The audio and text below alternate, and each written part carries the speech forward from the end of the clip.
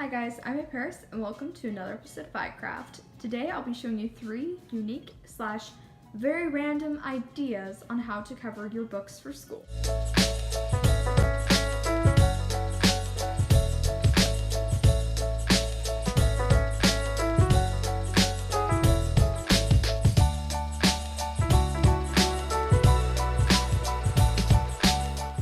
So the first thing I have is wrapping paper.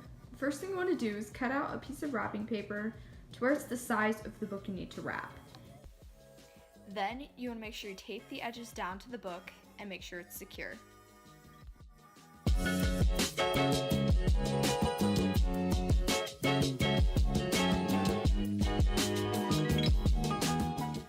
The next idea is to get a folder. With the folder, you want to open it up, lay the book down, and cut here, here, here, and here.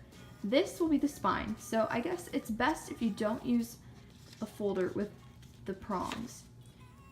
Then you can slide the paper cover of the book in here and wrap it and tape it.